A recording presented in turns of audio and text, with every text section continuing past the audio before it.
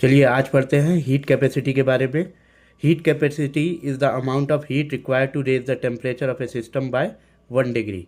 तो heat capacity को हम सी से रिप्रेजेंट करते हैं और किसी भी सिस्टम को या किसी भी सब्सटेंस को हम इतनी हीट दें कि उसका टेम्परेचर 1 डिग्री बढ़ जाए तो वो कहलाती है हीट कैपेसिटी। और इसका फार्मूला होता है C = Q/ΔT, जहाँ पे Q होता है अमाउंट ऑफ हीट सप्लाइड और डेल्टा टी होता है चेंज इन टेम्परेचर। इसी तरीके से स्पेसिफिक हीट कैपेसिटी को अगर हम पढ़ें तो स्पेसिफिक हीट कैपेसिटी हमारी क्या होती है?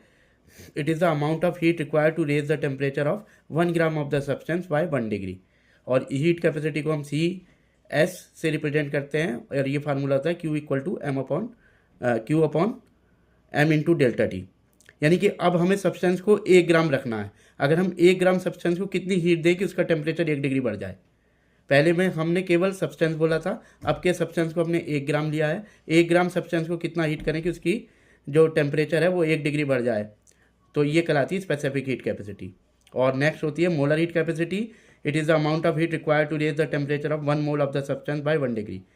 तो किसी भी सब्सटेंस के 1 मोल को कितना हीट दें कि उसका टेम्परेचर 1 डिग्री बढ़ जाए, तो वो कहलाती है molar heat capacity. Where Cm is the molar heat capacity equal to Q/N into delta T, where N is the number of mole. Okay, thank you.